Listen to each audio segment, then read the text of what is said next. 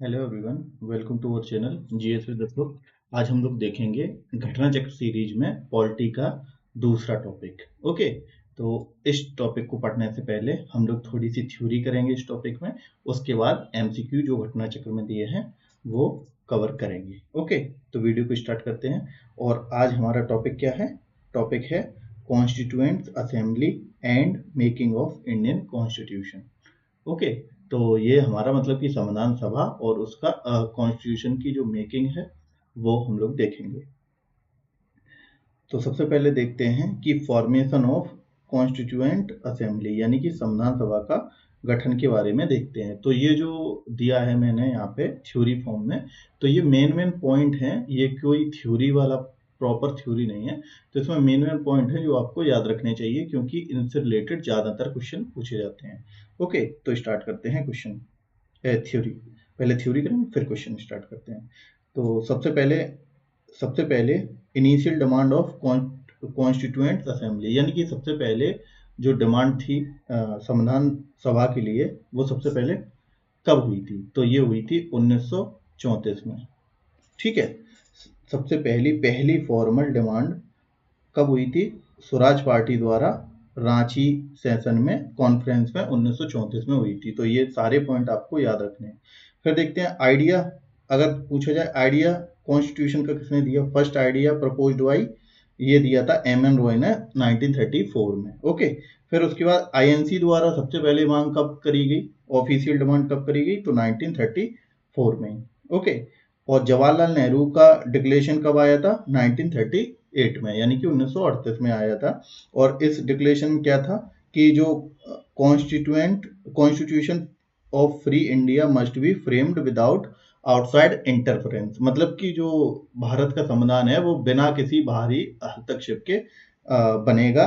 और it should framed bye A constituent assembly elected on the basis of adult franchise. Okay, तो adult franchise के basis पर जो संविधान सभा का गठन होगा। ओके, तो इन्होंने ये जो जवाहरलाल नेहरू डिक्लेरेशन है वो कब आया था? 1938 में, कि संविधान सभा का गठन होगा, उसमें मीटिंगें होगी, उसमें बताया जाए, मतलब ये चीज होगी कि संविधान कैसा बनना चाहिए। ठीक है, फिर उसके बाद जो ब्रिटेन है उसने सबसे पहले कब माना? तो ये अगस्त ऑफर 1940 में the demand was finally accepted in principle, यानी कि उनके द्वारा स्वीकार कब किया गया? ये अगस्त ऑफर में 1940 में। तो ये भी पॉइंट आपको याद रखना है। ओके, अब देखते हैं formation and composition of constituent assembly. तो अब देखते हैं कि जो संविधान सभा है उसका गठन कैसे हुआ और उसका क्या क्या कंपोजिशन था, यानी कि उसमें कौन कौन था। ओके, तो ये जो है किसके द्वारा बनाई गई थी? तो ये जो प्लान था कैबिनेट मिशन प्लान, जो कि 1946 में आया था, उसके द्वारा संविधान सभा का गठन हुआ। तो ये पॉइंट आपको याद रखना है। फिर उसके बाद देखते हैं जो क्या कंपोजिशन था। तो इसमें क्या था कि एक रिप्रेजेंटेटिव चुना जाएगा कितनी पॉपुलेशन पर? 10 लाख पॉपुलेशन पर या 1 मिलियन। 1 मिलियन में 10 लाख होते हैं, मतलब कि 1 मिलियन पर एक जो है रिप्रेजेंटेटिव चुना जाएगा। ठीक है, और टोटल सीट्स कितनी थी संविधान सभा? ये क्या है, टोटल सीट्स कितनी थी? 389। ओके, जिसमें कि 389 में 296 ब्रिटिश इंडिया की थी, ब्रिटिश इंडिया से थी, और प्रिंसली स्टेट्स थे उनसे 93 सीट्स थी। तो ये नंबर आपको याद रखने हैं कि टोटल सीट्स कितनी थी? 398, जिसमें कि ब्रिटिश इंडिया से कितनी थी? 296, एंड 93 कहाँ से थी? प्रिंसली स्टेट से। ओके, फिर जो ब्रिटिश इंडिया की सीट्स थी उनमें कौन कौन से थे? तो उसमें जो 292 थी वो थी कहाँ? 11 जो गवर्नर के प्रोविंस थे, यानी कि गवर्नर के प्रांत थे, वहां से थी 292, और 4 थी चीफ कमिश्नर प्रोविंस से। तो 4 चीफ कमिश्नर प्रोविंस थी, वहां से 4 थी। ठीक है, तो 296 में ये 292 और 4 ऐसे थे डिवाइडेड। ठीक, जैसे कि 389 थी टोटल, इसमें ब्रिटिश इंडिया से थे 296 और प्रिंसली स्टेट से थी 93। फिर इसमें ये थे चीफ गवर्नर प्रोविंस से 292 और 4 थी चीफ कमिश्नर प्रोविंस से। ओके, और प्रिंसली स्टेट क्या है? Representative were nominated by the rulers, और जो प्रिंसली स्टेट्स हैं वो किसके द्वारा? रूलर द्वारा नॉमिनेटेड थे। ठीक है, रिप्रेजेंटेटिव वहां के नॉमिनेटेड किए गए थे, रूलर के द्वारा, इलेक्टेड नहीं थे, नॉमिनेटेड थे। ओके, अब देखते हैं तीसरा इलेक्शन प्रोसेस क्या थी। तो इलेक्शन फॉर 296, जो 296 सीटें थी जो ब्रिटिश इंडिया की थी, उनका इलेक्शन हुआ था, क्योंकि ये तो नॉमिनेटेड थी 93 वाली, जो प्रिंसली स्टेट वाली तो नॉमिनेटेड थी। तो इलेक्शन किस पे हुआ था? 296 पे। और ये कब हुआ था? जुलाई अगस्त 1946 में। ठीक है, 1946 में क्या हुआ था? ये हुआ था चुनाव। और voting right were limited as per the Government of India Act. Voting right as per Government of India Act 1935 के अकॉर्डिंग थे। ठीक है, और based on the tax, education and property के बेसिस पर थे। अब रिजल्ट क्या आया उस चुनाव का? जो 1946 में 296 सीटों पर चुनाव हुआ था, उसमें रिजल्ट आया कि आईएनसी को मिली हैं 208 सीटें 296 में से। उसके बाद मुस्लिम लीग जो थी उसे मिले हैं 73 सीट्स, और जो स्मॉल ग्रुप या इंडिपेंडेंट्स को मिली थी 15 सीट। तो ये सारे नंबर आपको याद रखने हैं कि मुस्लिम लीग को जो 1946 में चुनाव हुए थे उसमें से कितनी सीटें जीती थी? तो 73, आईएनसी ने 208, 15 सीट अदर या इंडिपेंडेंट। ओके, और टोटल सीट्स कितनी थी? 399, 389, फिर 296। ये सारा कंपोजिशन आपको याद रखना है। ठीक है, उसके बाद प्रिंसली स्टेट का पार्टिसिपेशन देखते हैं कि स्टार्टिंग में इन लोगों ने पार्टिसिपेट नहीं किया था, लेकिन ज्वाइन किया था कब? 28 अप्रैल 1947 को थर्ड सेशन में ज्वाइन किया था। अब नेचर ऑफ इलेक्शन कैसा था? मतलब इलेक्शन किस प्रकार हुआ था?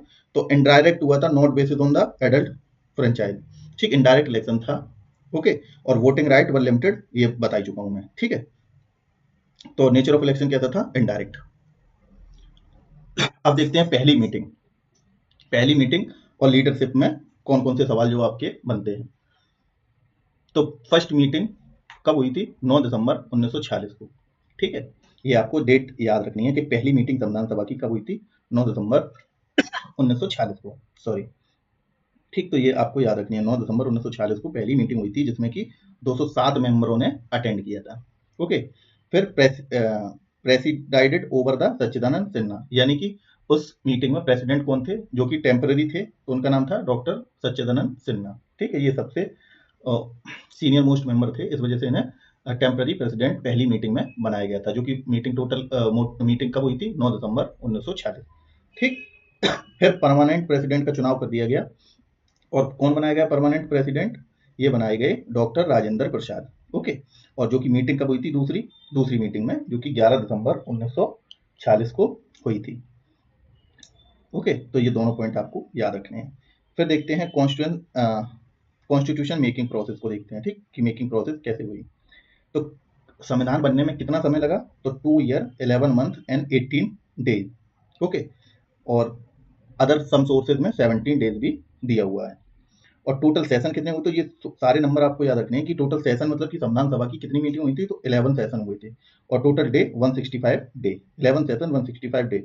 और final adoption of the constitution मतलब कि अंतिम अडॉप्शन कब हुआ था कॉन्स्टिट्यूशन का? तो ये हम लोग जानते हैं 26 नवंबर 1949 को, और इसी दिन तभी क्या मनाया जाता है? कॉन्स्टिट्यूशन डे भी मनाया जाता है। ओके, और साइनिंग कब हुआ था कॉन्स्टिट्यूशन पर, यानी कि संविधान पर साइन कब हुए थे लोगों के, जो मेंबर थे उनके? 24 जनवरी 1949 को। ओके, और फुल एनफोर्समेंट कब हुआ था? ये हम लोग सब जानते हैं, गणतंत्र दिवस 26 जनवरी 1950 को। ओके, तो ये सारे पॉइंट आपको याद रखने हैं। अब पर्सनालिटी देखते हैं कौन कौन ने पार्टिसिपेट किया था। तो एडवाइजर कौन थे? ये बीएन राव थे। ओके, बीएन राव थे क्या? Adviser, constitutional adviser. ठीक, और उसके बाद आइडिया एमएन रॉय ने, यहाँ पे कंफ्यूज नहीं होना, एमएन रॉय ने आइडिया दिया था कॉन्स्टिट्यूशन का, और जो एडवाइजर थे, कॉन्स्टिट्यूशनल एडवाइजर थे, वो थे बीएन राव। ओके, और वोमेन कितनी थी? टोटल 15 वोमेन थी, और उनके नाम ये लिखे हैं: विजय लक्ष्मी पंडित, राजकुमारी अमृत कौर, सरोजनी नायडू, सुचेता कृपलानी, पूर्णिमा बनर्जी, लीला रॉय, जी दुर्गाबाई, हंसा मेहता, कमला चौधरी, रेणुका राय, और मालती चौधरी, दक्षाइनी वेलायुधन, और बेगम अजीज रसूल, एनी मैसाकरिन, अम्मू स्वामीनाथन। ओके, तो ये 15 वोमेन थी मेंबर। ओके, अब इंटरिम जो गवर्नमेंट बनी थी, मतलब कि अंतरिम सरकार बनी थी, तो वो कब बनी थी? 2 सितंबर 1946 को बनी थी। तो ये डेट भी आपको याद रखनी है। फिर उसके बाद देखते हैं नेक्स्ट, इनिशियली एक्सक्लूडेड मेंबर। एक सेकंड। हाँ, तो इनिशियली एक्सक्लूडेड मतलब कि बाहर कौन से मेंबर थे इस शुरुआत में? तो वो मुस्लिम लीग। ठीक है, मुस्लिम लीग। और मुस्लिम लीग मेंबर इंक्लूडेड, इंक्लूड कब करे गए? बाहर निकाले गए थे, मतलब एक्सक्लूडेड मतलब कि बाहर थे पहले, और जब इंक्लूड कब किए गए थे? वो 26 अक्टूबर 1946 को। ओके, 5 मेंबर ने ज्वाइन किया था। अब इंटरिम कैबिनेट देख लेते हैं, इससे भी कभी कभी सवाल पूछ लिए जाते हैं कि कौन सा लेबर मिनिस्टर था, मतलब कौन लेबर मिनिस्टर थे, इंडस्ट्रीज एंड सप्लाई मिनिस्टर कौन था, फूड एंड। तो जवाहरलाल नेहरू के पास कौन सा पोर्टफोलियो था, मतलब कि कौन से डिपार्टमेंट थे।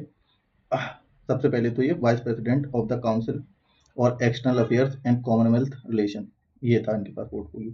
वल्लभ भाई पटेल के पास home ministry and information and broadcasting. Doctor Rajendra Prasad food and agriculture. Doctor John Mathai के पास industries and supply. Jagjivan Ram उनके पास labour ministry. Sardar Baldev Singh defence. C H Bhabha के पास work mines and power.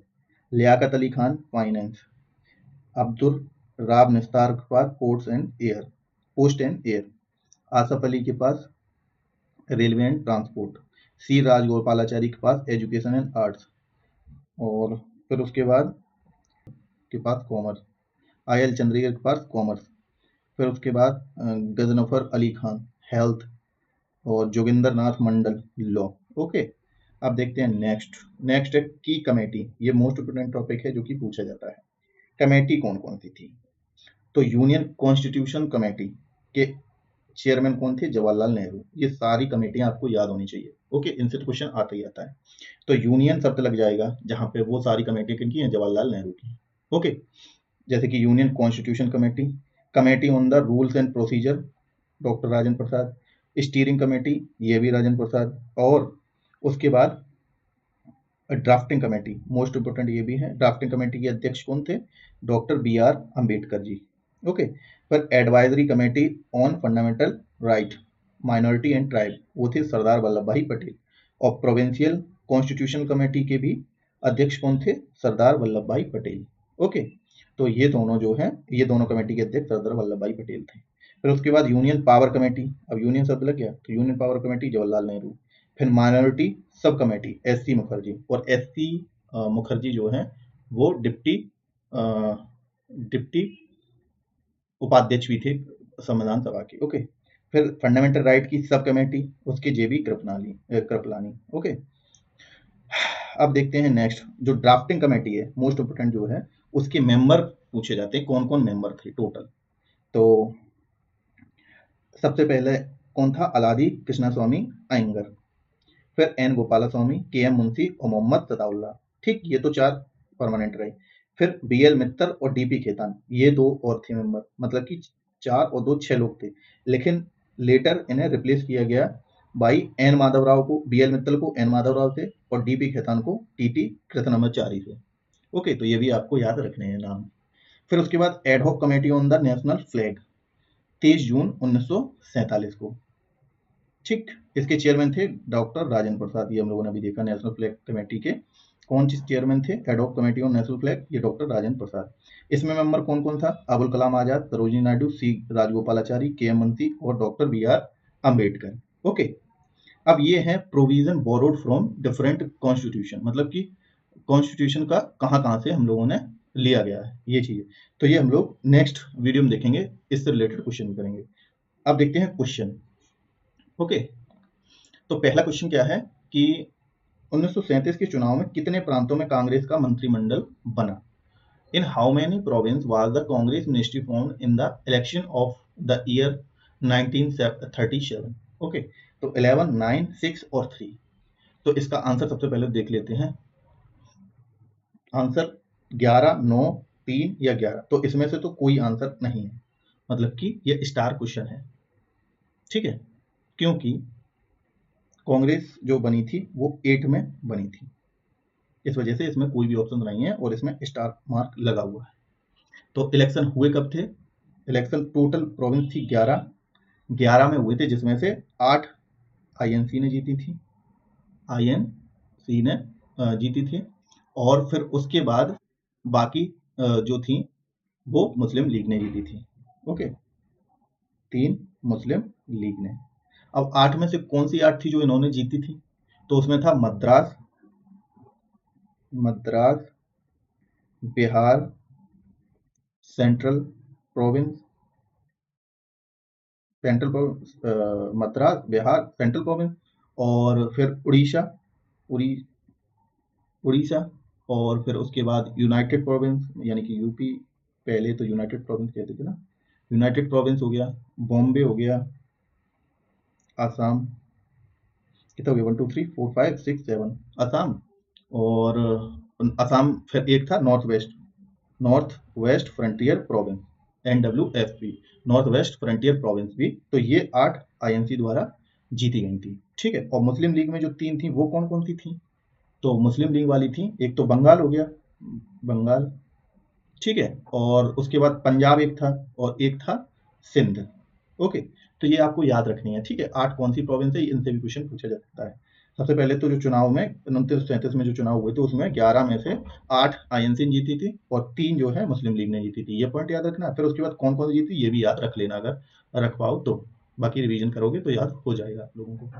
Okay, अब इसके बाद नेक्स्ट क्वेश्चन देखते हैं।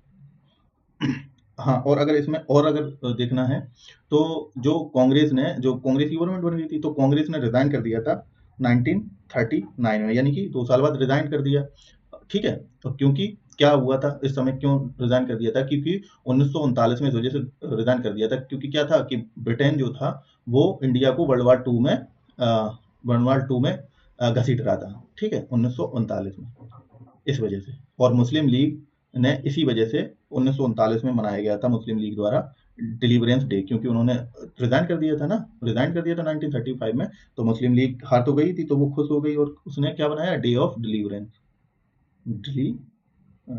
डिलीवरेंस डिलीवरेंस डे मनाया गया, ठीक, मुस्लिम लीग द्वारा। और 1939 में 22 दिसंबर 1939, यानी कि जहाँ जो गणित दिवस मनाया जाता है जहाँ पे जिस दिन अभी उसी दिन डे ऑफ डिलीवरेंस मनाया था। ओके, क्योंकि मुस्लिम लीग ने रिजाइन कर दिया था, वो INC ने रिजाइन कर दिया था इस वजह से। ओके, अब देखते हैं नेक्स्ट क्वेश्चन।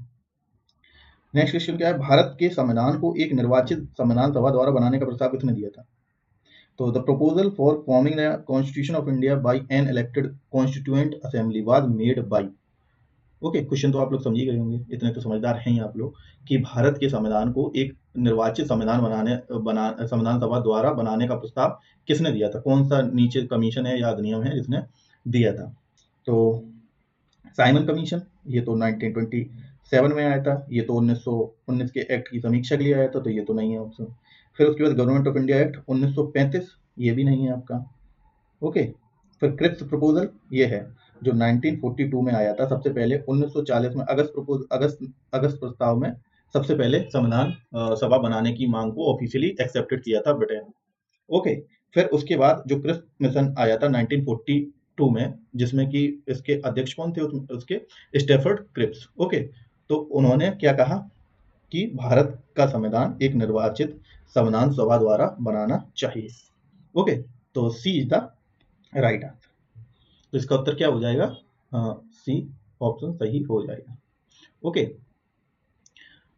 और ये क्यों बनाया था? क्योंकि इंडियन मांग कर रहे थे कि हमें डोमिनियन स्टेटस नहीं चाहिए। तो स्टेफर्ड क्रिप्स ने क्योंकि अब 1939 में क्या हुआ था, वर्ल्ड वॉर सेकंड स्टार्ट हुआ था, तो ब्रिटेन को इंडिया का क्या चाहिए, सपोर्ट चाहिए था, ठीक है, ब्रिटेन को इंडियंस का सपोर्ट चाहिए था। तो इस वजह से फिर उन्होंने कहा ठीक है हम तुम्हारा बना देंगे संविधान, लेकिन वर्ल्ड वॉर खत्म होने के बाद, ठीक है। बट क्या हुआ, इस प्लान को रिजेक्ट कर दिया गया INC द्वारा कि इन्होंने कहा कि वर्ल्ड वॉर 2 के बाद, तो उन्होंने कहा नहीं हम तब का नहीं वेट करेंगे हम, इस वजह से क्रिप्स मिशन का डिनाइड भी कर दिया गया था। तो एक्चुअल जो कॉन्स्टिट्यूशनल असेंबली है वो फिर कब बनी थी इनके, इन्होंने तो दिया था ये चीज, लेकिन फिर एक्चुअल बनी थी जो कैबिनेट मिशन प्लान आया था, कैबिनेट मिशन प्लान, जो कब आया था 1946 में। ओके, उस टाइम पे बना था, उस टाइम पे जो है वो बनी थी कॉन्स्टिट्यूशनल असेंबली, ठीक। तो इसका आंसर हो जाएगा सी। और अगर हमने देखा idea of the Indian constitution को किसने दिया है, वो MN रॉय ने दिया, ये भी याद रखना, MN रॉय। और अगर एडवाइजर पूछे, इंडिया हमने लिख दिया, आइडिया कॉन्स्टिट्यूशन का किसने दिया, MN रॉय ने। और BN राव ने क्या दिया, ये थे कॉन्स्टिट्यूशनल एडवाइजर, BN राव। यही क्वेश्चन आते हैं, आप लोग याद रखें, बार बार लिख के बार बार पढ़ के। ओके, अब नेक्स्ट देखते हैं क्वेश्चन नंबर नेक्स्ट क्या है, औपनिवेशिक शासन में इलबर्ट बिल का उद्देश्य क्या था? The objective of the Ilbert Bill in reference to the colonial rule in India was. अब क्या था ऑप्शन देख रहे हैं कि to bring the Indians and European at the equal status in the court jurisdiction. ठीक है, तो ये बात तो सही लग रही है, क्योंकि जो एल्बर्ट बिल कंट्रोवर्सी क्या थी। एल्बर्ट बिल क्या था, एक लॉ मेंबर था एल्बर्ट, तो उसने क्या लाया था कि जो यूरोपियन है, यानी कि यूरोप के लोग हैं जो, यानी कि ब्रिटिश पीपल हैं, वो भी इंडियन जज के सामने अपना मतलब पेश हो सकते हैं। तो ये अंग्रेजों ने डिनाई कर दिया था इस चीज को लेके कि हम गुलामों के सामने कैसे पेश हो सकते हैं। ठीक है, तो इस पे यही कंट्रोवर्सी हो गई थी। तो उनका उद्देश्य तो यही था कि to bring the Indians and European at the status in the court jurisdiction, मतलब कि भारतीय और यूरोपीय लोगों को क्षेत्रीय अदालत में समान दर्जा देना, यही तो उनका विचार था, बट ये सक्सेसफुल नहीं हो पाए। तो इसमें तो यही यही आंसर सही लग रहा है। बाकी और देख लेते हैं। To put the restriction on the local press, इसका कोई मतलब ही नहीं है। To conduct the administrative service, ये भी कोई मतलब नहीं है। To amend the Arms Act and the, नहीं, तो यही ऑप्शन आपका सही है। और अगर एल्बर्ट बिल कंट्रोवर्सी की बात करें तो ये कब हुई थी, 1883 में, यानी कि 1883 में। और इस समय जो एल्बर्ट बिल कंट्रोवर्सी हुई थी, इस समय वॉइस रॉय कौन था, तो वॉइस रॉय की अगर बात करें,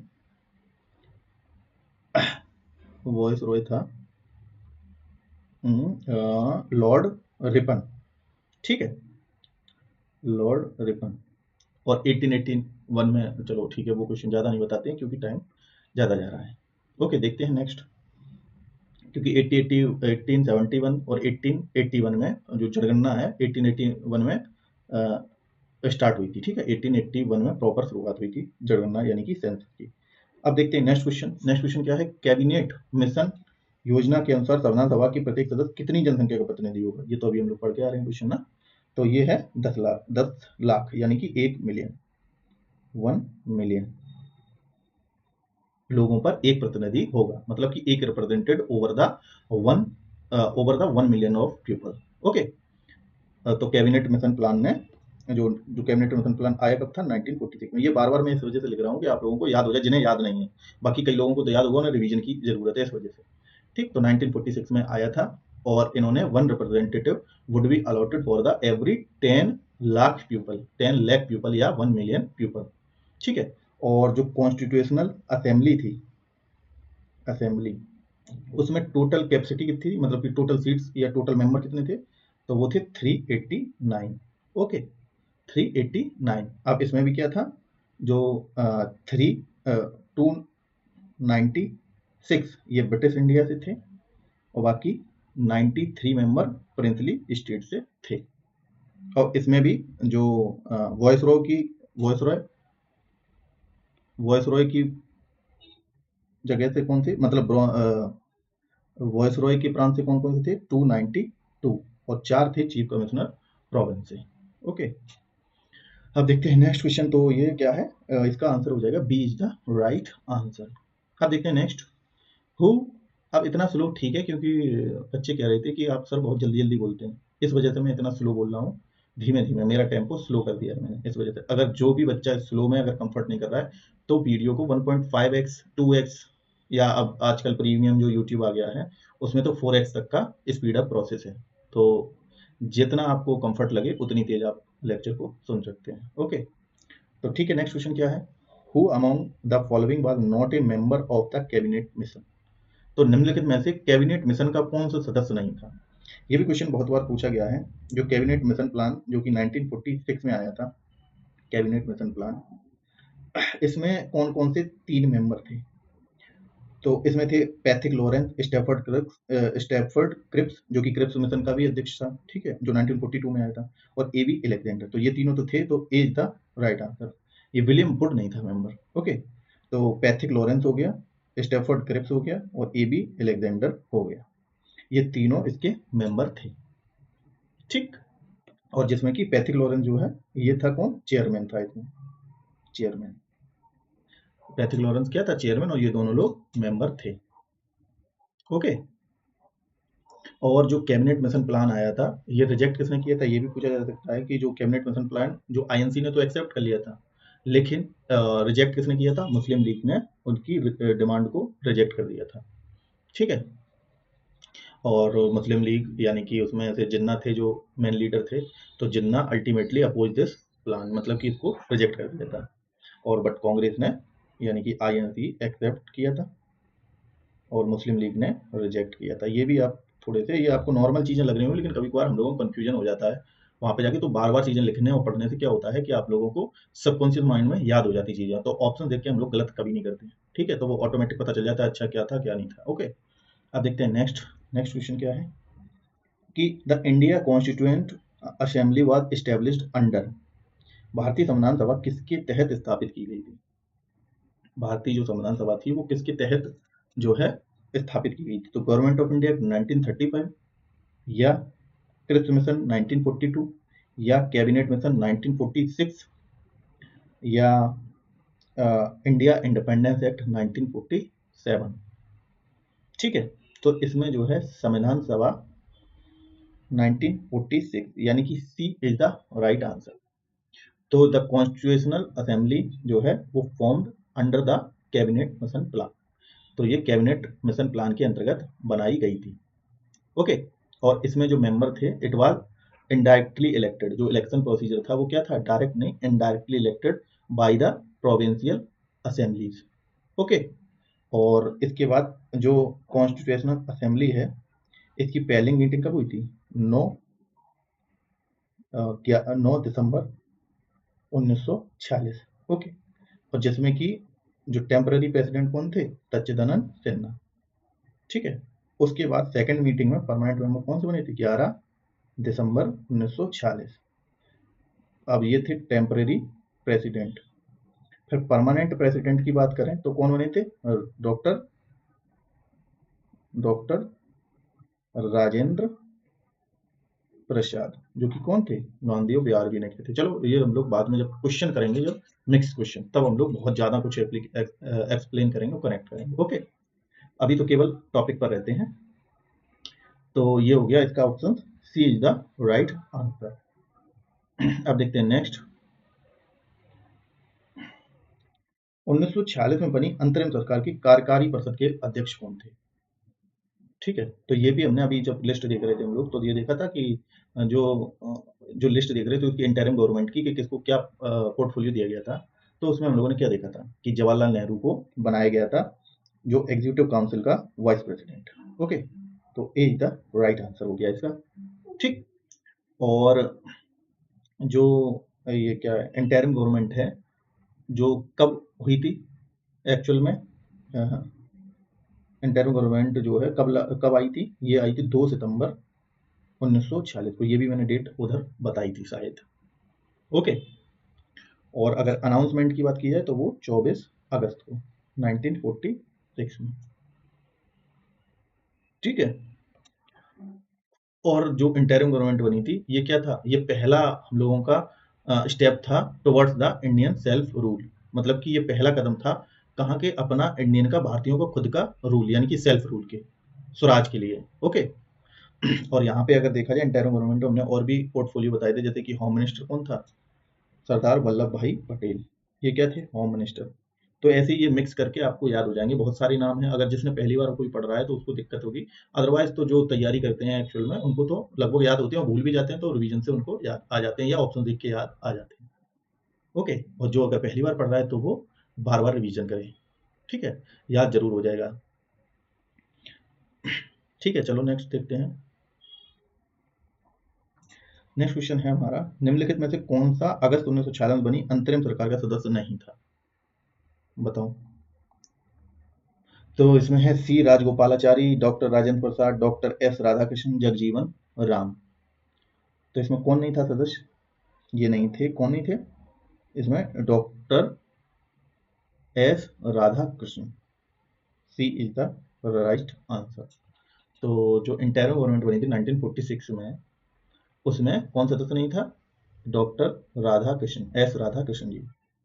ओके, और पोर्टफोलियो में जो राजेंद्र प्रसाद जी थे ये क्या थे? Food and agriculture minister. Okay, और अगर बात करें सी राजगोपालाचारी की, तो ये थे क्या? Education minister. ओके, और अगर जगजीवन राम की बात करें तो ये थे लेबर मिनिस्टर। ओके, लेकिन एस राधाकृष्ण जी को कोई पोर्टफोलियो नहीं था। और इंटरिम गवर्नमेंट अभी अभी जस्ट बताया था कब बनी थी, 2 सितंबर 1946 को। ठीक। और ये कब तक चली थी, 15 अगस्त 1947 तक। ओके। और जो है इंडिपेंडेंस से पहले टेम्परेरी जो गवर्नमेंट थी वो फुल टेम्परेरी गवर्नमेंट ने रिजाइन किया था, ये भी हमने बताया था। अब देखते हैं नेक्स्ट क्वेश्चन। तो नेक्स्ट क्वेश्चन है Wavell plan. According to the Wavell plan the number of the Hindu and the Muslim members in the executive council was to be equal. Weber thought that to be equal, ये पूछ रहा है। अब फिर assertion reason दिए गए हैं कि इसका असर्शन रीजन दोनों सही है या नहीं है, या दोनों मैच कर रहे हैं या नहीं कर रहे हैं। तो वेबल के अनुसार कार्यकारी परिषद में हिंदू और मुस्लिम की संख्या समान होनी थी। ठीक। लेकिन वेबल का मानना था कि, और रीजन क्या दिया गया इसका, कि वेबल का मानना था कि यह व्यवस्था भारत के विभाजन को रोक सकती है। तो ये इसका इसने रीजन बताया है। तो असर्शन तो ठीक है कि भारत की जो बेवल योजना थी, बेवल योजना के अनुसार कार्यकारी परिषद में हिंदू और मुस्लिम की समान भागीदारी होनी चाहिए थी, यानी कि समान संख्या होनी चाहिए थी, ये तो बात सही है। बट रीजन इसका गलत है कि ये रीजन नहीं था कि बेवल ये मानता था कि व्यवस्था भारत के विभाजन को रोक सकती है। ओके। तो ये रीजन तो गलत हो गया। तो इसका आंसर सबसे पहले टिक कर लेते हैं, A is true but R is false, मतलब C is the right answer. तो वेबल प्लान आया कब था? सबसे पहले तो वेबल प्लान के बारे में देख ले तो क्या था, 1945 में, 1945 में आया था वेबल प्लान। और इसमें क्या था, equal representation for the Hindu and the Muslim in the executive council. ठीक है। तो all member except the commander in chief and viceroy were be Indian, मतलब कि जो वायसराय था और कमांडर इन चीफ उसके अलावा सारे इंडियंस होंगे इसमें। ठीक है। और जो फॉरेन यानी कि विदेश मंत्रालय भी दिया गया था किसको, इंडियन को दिया गया था। और अब जो दूसरा ये जो फॉल्स वाला रीजन है, ये क्यों फॉल्स है, क्योंकि बेवल प्लान का ये मतलब नहीं था कि ये प्रिवेंट करेगा पार्टीशन को, यानी कि ये उसको मतलब कि ये समान अगर सदस्य हैं तो ये भारत की विभाजन को रोक सकता है, ये नहीं मानना था। बट उसका मानना ये था कि break the deadlock between the Congress and the Muslim league.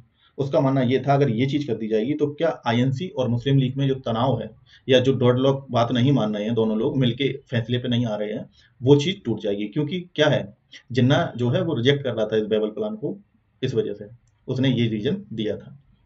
ठीक है। तो उसका ये रीजन नहीं था कि पार्टीशन को रोक ले, बस जो डेडलॉक हो गया था आईएनसी और मुस्लिम लीग के बीच में, उसको तोड़ने के लिए ये चीज कहा गया था। ठीक। और इसको क्या, जो बेबल प्लान है ये रिजेक्ट कर दिया था किसने, रिजेक्टेड बाय मोहम्मद अली जिन्ना, जिन्ना द्वारा ये प्लान रिजेक्ट कर दिया गया था। और तभी क्या हुआ था, शिमला प्लान फेल हो गया था।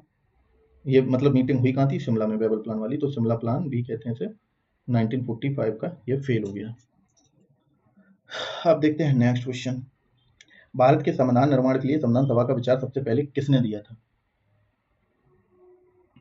आइडिया ऑफ द कॉन्स्टिट्यूशन किसने दिया था? स्वराज पार्टी ने, कांग्रेस पार्टी ने, मुस्लिम लीग ने, या ऑल पार्टी कॉन्फ्रेंस इन 1946? तो इसको हम लोगों ने सबसे पहले ही पार्ट पढ़ा था कि जो स्वराज पार्टी थी, ठीक, उसने दिया था 1934 में। ठीक है। स्वराज पार्टी ने दिया था, तो A is the right answer, idea. और अगर ये देखा जाए, फेव the constituent assembly for the Indian, give the idea. ठीक है, ये पार्टी है। अगर व्यक्ति पूछा जाएगा तो idea of the constitutional assembly, idea constitutional assembly का किसने दिया था? ये हम लोगों ने देख लिया, एम.एन. रॉय ने दिया था 1934 में। ये चीज हम लोग अभी पढ़ के आए हैं। और स्वराज पार्टी ने भी दिया था, ये है। और इन्होंने दिया कब था, मई 1934 में। और कहाँ पे, तो दिया था रांची में, रांची जो कि झारखंड में है, वहां पे दिया था। और अगर आईएनसी के बारे में देखें तो आईएनसी ने पहली बार डिमांड कब की थी, डिमांड की थी कॉन्स्टिट्यूशन असेंबली की 1935 में। ठीक, 35 में। और the demand was accepted by the British India, तो ये मैंने बता चुका हूँ, ये पहली पेज पे था, अगस्त ऑफर जो 1940 में। डिमांड एक्सेप्ट कब हुई थी, डिमांड जो है एक्सेप्ट कब हुई थी, ये अगस्त ऑफर 1940 में। ओके। और फिर उसके बाद जो 1946 में ये कैबिनेट मिशन प्लान के तहत हमारी संविधान सभा का गठन हो गया। ओके। अब नेक्स्ट देखते हैं। Which of the following statement is an are is are true regarding the constituent assembly, यानी कि संविधान सभा के बारे में कौन सा कथन सही है, सही पूछ रहा है। ठीक, तो assembly was based on the adult franchise, the assembly was a result of the direct election, या assembly was a multi party body, और assembly work through the various committee.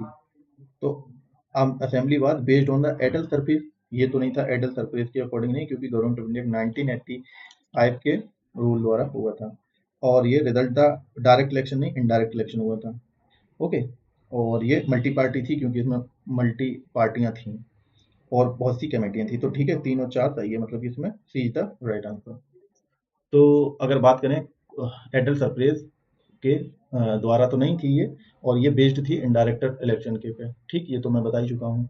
और अगर देखा जाए ये मल्टी पार्टी थी क्योंकि इसमें कांग्रेस थी, मुस्लिम लीग थी, शेड्यूल कास्ट फेडरेशन था, ये सारी थी मल्टी पार्टी में। आईएनसी थी, हम लोगों को पता ही है। गला थोड़ा खराब है इस वजह से। आईएनसी थी, मुस्लिम लीग थी, और शेड्यूल कास्ट फेडरेशन भी थी। तो ये मल्टी पार्टी थी। और चौथा पार्ट क्या है, चौथा पार्ट था कि assembly work through the various committee, कि हाँ इसमें बहुत सारी कमेटियां थी जो कि हमने उनके अध्यक्ष भी पढ़े, जैसे drafting committee, union constitutional committee, flag committee, ये सारी कुछ पढ़े। तो मतलब ये दोनों ऑप्शन सही हैं। अब नेक्स्ट देखते हैं क्वेश्चन। अब इसमें अगर और देख और कुछ नहीं देखो क्योंकि वीडियो हो रहा है लंबा, कि which of the following statement are regarding the Indian constituent assembly, भारतीय संविधान सभा के संबंध में कौन कौन सी कथन सही है। तो it was not based on the adult franchise, ये अभी हम लोग देख चुके हैं। कौन सी कथन सही है ये पूछ रहा है। ठीक है, तो it was not based on the adult franchise, तो ये तो सही हो गया पॉइंट, सही पूछ रहा है ना। इट रिजल्टेड द डायरेक्ट नहीं indirect election, it is the multi party body, ये भी सही हो गया, मतलब बी और ए और सी तो सही हो गए। इट वाज नॉट लिखा है ना, इट वाज नॉट ए, तो ये गलत हो गया। तो कहा it work through the several committee, ये भी सही है। तो मतलब कि ए एन टी किसमें, A and C A and D, A is the right answer. Okay, क्योंकि हम लोग अभी पढ़ गया जस्ट पिछले वाले क्वेश्चन में, उसी के जैसा है ये क्वेश्चन। ठीक, अब देखते हैं नेक्स्ट। नेक्स्ट क्या है क्वेश्चन, कि which one among the following is an incorrect statement, incorrect statement के बारे में बताना है अबाउट द संविधान सभा, संविधान सभा के बारे में कथन जो है गलत बताना है, कौन सा कथन गलत है। तो it work with the help of the large number of committee, the most important among them being drafting committee. तो ये तो बात सही लग रही है हमें कि इसमें कई समितियां थी, ये बात सही है, और जिनमें महत्वपूर्ण समिति ड्राफ्टिंग कमेटी थी जिसके अध्यक्ष डॉक्टर बी आर अम्बेडकर थे। तो ये पॉइंट तो सही है, और गलत पूछ रहा है ना। तो minority committee like Christian, Anglo Indian, Parsi were adequately represented in the assembly, ये भी सही बात था, क्योंकि ईसाई, एंग्लो इंडियन और पारसी जैसी अल्पसंख्यक समुदायों का संविधान सभा में पर्याप्त प्रतिनिधित्व था। ओके, यह सार्वभौमिक वैश्य मताधिकार के आधार चुनी गई थी। तो ये तो अभी कितने बार हम लोगों ने कर लिया है, तो ये तो गलत ही है, और गलती पूछा है तो मतलब यही आंसर हो गया। फिर नेक्स्ट ऑप्शन क्या है, it electoral process was based on the 6th schedule of the, ये भी बात सही है कि 6th शेड्यूल ऑफ द जो गवर्नमेंट ऑफ इंडिया 1935 है उस पर बेसिस था इसका जो इलेक्शन का प्रोसीजर है, which allowed for the restriction of franchise based on the tax, property and educational qualification. तो ये एमपीपीसीएस प्री में 2012 में आया था क्वेश्चन। तो सीधा इसका सी राइट, सी ऑप्शन जो है आपका सही हो जाएगा। ठीक है, अब देखते हैं next question. Member of the constituent assembly who drafted the constitution India was, तो ये पूछा गया है कि संविधान सभा के सदस्य जिन्होंने भारत के संविधान को तैयार किया वे थे ब्रिटिश संसद द्वारा नामित, या गवर्नर जनरल द्वारा नामित, या विभिन्न प्रांतों की विधानसभाओं द्वारा चुने हुए थे, या भारतीय राष्ट्रीय कांग्रेस और मुस्लिम लीग द्वारा चुने गए थे। तो इसका आंसर क्या हो जाएगा कि ना तो पार्लियामेंट, ब्रिटिश पार्लियामेंट द्वारा, ना गवर्नर जनरल द्वारा, ये चुने गए थे, इलेक्टेड करे गए थे, elected by the legislative assembly of the various provinces, यानी कि विभिन्न प्रांतों द्वारा इलेक्ट किए गए थे। ओके, तो इसमें सी ऑप्शन आपका सही हो जाएगा। ठीक, और वो सीट के बारे में मैं बता चुका हूँ कि कौन कौन सी थी, ये आप लोगों को याद रखना जी, याद रखना।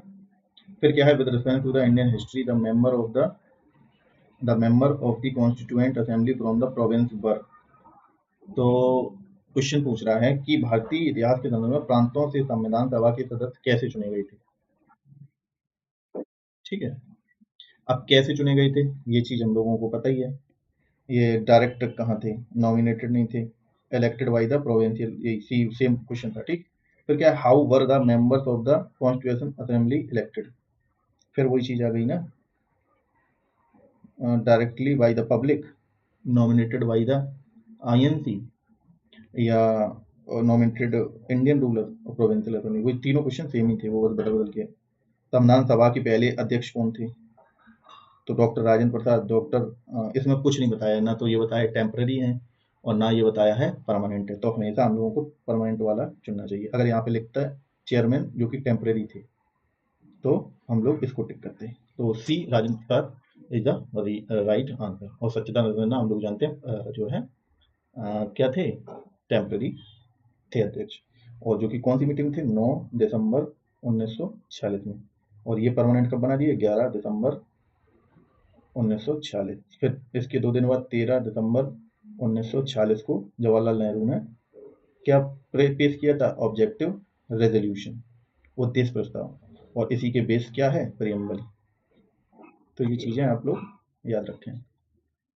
अब देखते हैं next question, who chaired the first meeting of the constituent assembly. फिर वही सेम क्वेश्चन, कोई मतलब नहीं उस चीज का। फर्स्ट मीटिंग अब पूछ रहा है, तो ये ध्यान रखना, आप टेम्पररी लिखा लेकिन ये लिखा है फर्स्ट मीटिंग, तो 9 तारीख को हुई थी। और 9 तारीख को कौन थे, ये। फिर उसके बाद राजेंद्र प्रताप बन गए थे, तो इसमें कुछ नहीं है। नेक्स्ट देखते हैं क्वेश्चन। फिर क्या है, the first day session of Indian constitution, same question है। ठीक है, Sachchidanand B is the right answer. Next देखते हैं, who was the chairman of the constitutional assembly of India, same question है, doctor Rajendra Prasad. Who was the president of the constitutional assembly in the independent India, independent India के पूछ रहा है। तो independent India के भी कौन होंगे, डॉक्टर राजेंद्र प्रसाद, क्योंकि यही परमानेंट थे। फिर उसके बाद नेक्स्ट देखते हैं क्वेश्चन, भारत की संविधान सभा कब स्थापित हुई। जो संविधान सभा है वो कब स्थापित हुई, हम लोगों ने देखा कि 9 तारीख को पहली मीटिंग हुई थी, तो 9 दिसंबर 1946। फिर क्या, संविधान सभा का पहला सत्र कब हुआ, 9 दिसंबर 1946। फिर क्या था, संविधान सभा कब स्थापित हुई, 19 दिसंबर 1946। ओके, तो ये तो सेम सेम चीजें हैं ना, तो बार बार रुकने को कोई जरूरत नहीं है। तो इसका मतलब ये नहीं है कि बार बार आप वही चीजें बताएं, वो आप लोग देख सकते हैं। ठीक, फिर संविधान सभा का प्रथम सत्र, फिर क्या हुआ, भारतीय संविधान सभा पहली बार कब मिली। वही सेम सेम क्वेश्चन है ना, बार बार सेम क्वेश्चन है, इस वजह से कोई मतलब नहीं है। आप उसमें बार बार दिए रखे हैं, तो मैंने पूरा वहीं से तो लिया ही है, तो बार बार आ ही गए हैं। फिर क्या था, resolution is giving a constitution end of India was adopted the constitutional assembly on, Bharat को संविधान देने का प्रस्ताव संविधान सभा द्वारा कब अपनाया गया था। ठीक है, तो भारत को संविधान देने का प्रस्ताव संविधान सभा द्वारा कब, अब संविधान सभा ने कब अपनाया था, तो ये अपनाया था 22 जनवरी 1947 को। ठीक, तो ये इम्पोर्टेंट क्वेश्चन है, ये आप लोग याद रख लेना। ये संविधान सभा ने प्रस्ताव ये तब एक्सेप्ट किया था। अब देखते हैं नेक्स्ट क्वेश्चन। नेक्स्ट क्वेश्चन है हमारा कि संविधान की प्रारूप समिति के अध्यक्ष, अब संविधान की प्रारूप समिति के नहीं, प्रारूप समिति ने समक्ष प्रस्तावना किसने प्रस्तुत की, who propose the preamble before the drafting committee of the Indian of the constitution. तो इसमें क्या मैंने बताया था कि जवाहरलाल नेहरू ने 13 तारीख को ये चीज की थी, 13 दिसंबर 1946 को। ठीक, ऑब्जेक्टिव रेजोल्यूशन कहा था। ठीक, और जो ऑब्जेक्टिव रेजोल्यूशन पास कब हुआ था, ये हुआ था 22 जनवरी 1947 को, जब एडॉप्शन डेट थी ना उसकी, उसी दिन। अब देखते हैं next, who among of the following presented the objective resolution, Pandit Jawaharlal Nehru. फिर the relation of formation in relation to the formation of the constitution of India, which of the following is are correct, पूछना है। Objective resolution, Nehru influenced by the making of the Indian constitution. और फिर दूसरा क्या है, the preamble fulfils the various important objective and AIIMS.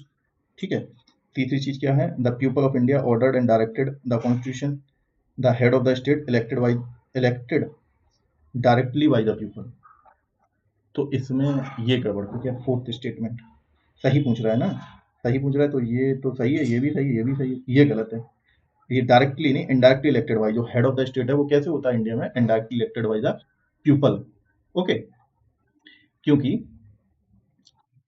ये हम लोग जानते हैं। हेड ऑफ द स्टेट कौन है? प्रेसिडेंट। तो प्रेसिडेंट का चुनाव डायरेक्टली होता है, इनडायरेक्टली होता है। ओके, तो इसमें क्या हो जाएगा? 1 2 3, 1 2 3 कहाँ? 1 2 3 इज द राइट आंसर।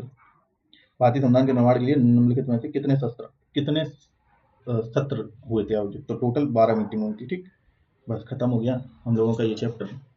और अगर वीडियो अच्छा लगा हो या कोई सजेशन हो तो ज़रूर दें आप। कोई भी गलती हो, कोई भी सजेशन हो, कोई भी आपको नया टॉपिक पे वीडियो चाहिए, या पढ़ाने के तरीका को कोई वो हो आप लोगों को, ठीक है? कुछ भी आपको सजेशन देना है वो आप लोग दे सकते हैं कमेंट्स में। ओके, और वीडियो अगर थोड़ा-सा भी अच्छा हो, कुछ भी एफर्ट मेरा अच्छा लगा हो तो वीडियो को लाइक करें और चैनल को सब्सक्राइब करें तो करें, नहीं तो ना करें। ठीक है? धन्यवाद।